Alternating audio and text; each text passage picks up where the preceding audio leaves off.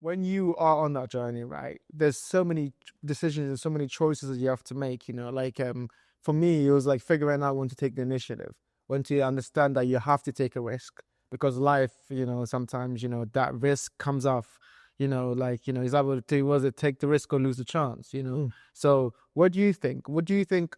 And obviously in a game of chess, there's a move where you try and make that risk, maybe sacrifice your queen, maybe sacrifice a piece, but you don't know. You don't know if that's gonna come out and in the end be beneficial. What would you give? What advice would you give people? And also, like, and also in life, also like how when to know to take that initiative and make that risk. And it's risk necessary. It's making a risk necessary to actually win something. If you want to win at anything, risk is implied.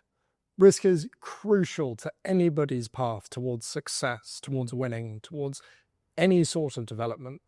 Because if you're not risking anything, if you're not putting anything up, if you're not putting up your time, if you're not putting up your energy, if you're not putting up your self-worth even, is whatever you're looking at the end of that tunnel without having to look at putting anything up, is it worth anything to you? Because if you're not willing to put in time, energy, self-worth, any of these things towards a goal, then is that goal that important? And that's a big thing, right? When it comes to taking the initiative, it's scary. It's always going to be scary. Nobody is ever going to feel 110% in control of their biggest dreams, or, it's a scary endeavor. It's life. But when you're faced with these, I'll go back to the whole thing about action versus inaction, about the fact that you can't skip a move in chess, but you can in life. If you end up skipping moves in life your whole time, you're not going to succeed because you're not taking risks. You're not jumping on it. And equally, if you jump on everything in your way, maybe just willy-nilly, you're probably going to get hurt. You're probably going to burn yourself. You're going to waste your time, energy, resources, all of this. It's about understanding what you want most. And self-awareness is the key to everything. But self-awareness without action is nothing. That's really well put. I completely agree with you. I think especially in this age that we live in, right? There's so much, like you were saying, distraction. There's so much reasons for you not to actually make that risk or take that chance. A lot of people are kind of overcome with this level of apathy towards everything. It's, I don't care, the blasé attitude. Yeah. But when we talk about before how important obsession is, because obsession is super important when you want to go at anything, because obsession for me implies the risk already, because I'm picking this one thing over everything else in my life. I don't care about anything else, that I prioritize this. And that just in your mind, I think once you do that, the world kind of morphs around for you. Opportunities will come out of nowhere. You'll get doors open for you. You'll be like, oh, okay, thank you. I can work through this. But it's because you had that initial decision to circumvent everything else and just say, I'm going to focus on this. This is what matters to me. And I think a lot of these days, a lot of the time, the idea of obsession is being kind of left in the wayside. The idea of like really having that kind of perspective, like, okay, this is what I care about, and making that stand is really going. I think even on that journey too, what I often wonder too is like when to lead with intuition and when to lead with like perspective. Like what is that like for you? How do you know when you lead with intuition? Like in a chess game, you remember you're playing, it's like, oh, I feel like this might be the best move, but I don't really have the perspective for it. Well, how do you balance that in your own mind? The best quote that I've come across relative to intuition in chess, I think does travel across all realms of life. And it says to trust your intuition, but verify it. And so basically the idea is that you have to trust your intuitive thoughts. However, you cannot just go off sole intuition, because your intuition could be entirely wrong. Very simply. You may just be entirely wrong. It may be a complete fluke of just basically mental blanking, right? You might completely miss something. Or you might have this idea that you think really works, but you've completely misevaluated your own position. And not just in chess, but in life. And so of course, everybody should trust their intuition. Mm-hmm. But learning to trust your intuition after verifying it through your calculative abilities and through your observational abilities, basically seeing, if I do X, is the result of Y better or equal to X, Mm-hmm. Mm-hmm. right?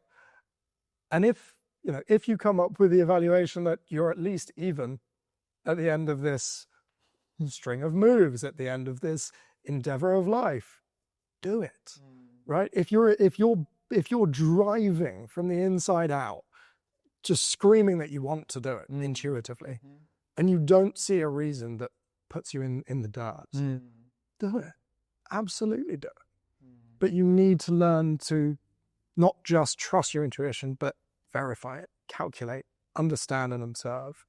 I completely agree. And I think it makes me also think, not even as a, I think another perspective, another way to look at it also makes me think of this quote that Kasparov said when he talked about preparation. You know, he said, almost preparation is important, tuition is important, but also remember, if you prepare too much, that's a form of fear.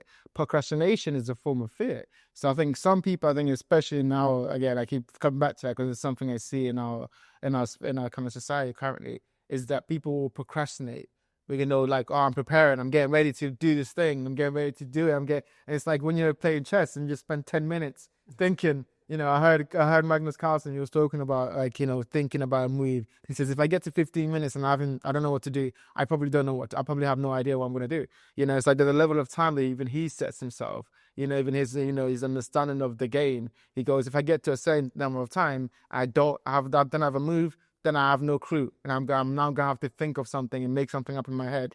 Yeah. And I think a lot of times people fall into that trap of like procrastinating, you know. So talk to me about how important is preparation? How important do you think it is to run through these simulations in your head when you're playing chess, but also in life? And how do you know when to jump and when to make that move, when, you know, to turn from like preparation into action?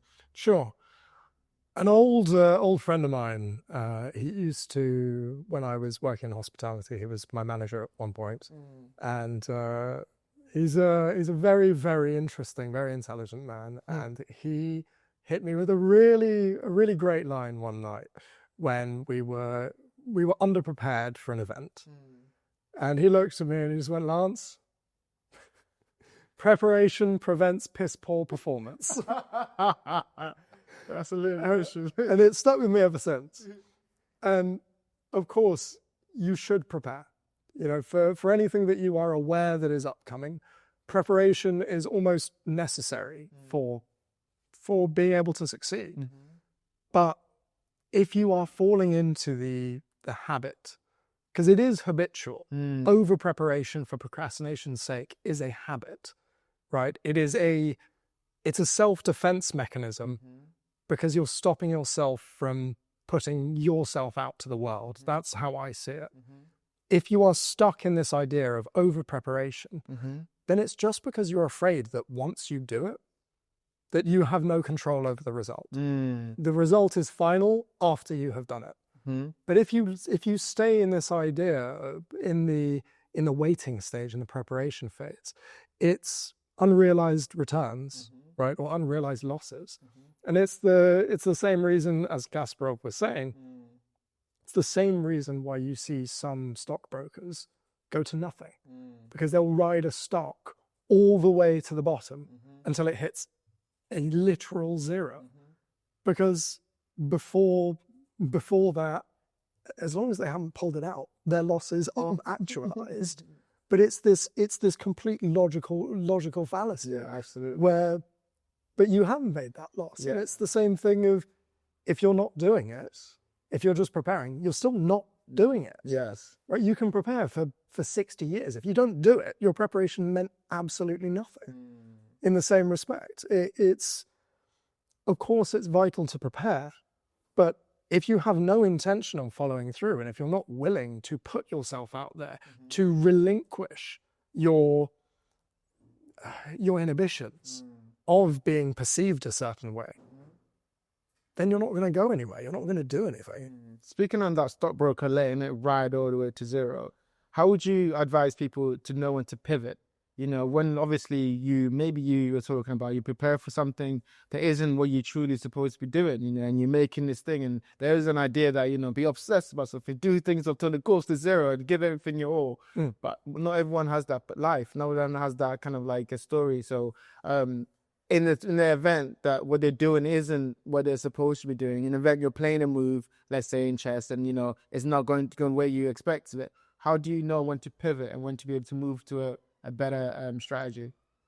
Well, when it comes to being hit with doing the wrong thing or realizing that you've done the wrong thing, self-awareness is step one. And as I said prior, self-awareness without action is nothing. Self-awareness is extremely important, but one of the worst things that you can do for yourself is be self-aware and use your self-awareness as an excuse of why you're not acting. And I've definitely been part of this, part of that school as well, where I will say, oh, I did this because of this, but it's okay because I know that I did that because of that. Which is, again, a complete logical fallacy. Yes. Just because you're aware of the root cause of something, if you know better, you do better, right? And that's universal. If you know better and you're not doing better, the only person that's going to change that is you. And it's a horrible realization, right? To realize that it's you against you. It's not you against the world, because the world is around us. The only thing stopping you is you. The only person who can make a mistake is you. The only person who can make a detrimental mistake to yourself is yourself. Same for your position. And I think also just the only person who can also win a game and checkmate is you. So yeah, on both sides, you have the opportunity for victory and loss. Absolutely. I know that through our conversations, I think we spoke a little bit about like the way you kind of been able to view that self-awareness you're talking about. You know, you mentioned, you know, that you would, even in this conversation, that you would look at how you would play a lot of times. You know, you look at your losses and figure out, okay, how did I get to this stage, and be self-awareness of your internal state, because that's very important also as a chess player. How do you deal with losses? Also talking about that, talking about how, you know, your ability to be self-aware of yourself, you know, has helped you to be able to deal with losses, but also to kind of surrender that kind of internal monologue you're talking about, how you are too self-aware, like, I know I do this, but also surrender and actually like be a man of action, as you know, I think as you become. But yeah, what advice would you give to people about, or first off, dealing with losses, but also surrendering that kind of internal dialogue that they go through to actually just do the thing they need to do? Sure.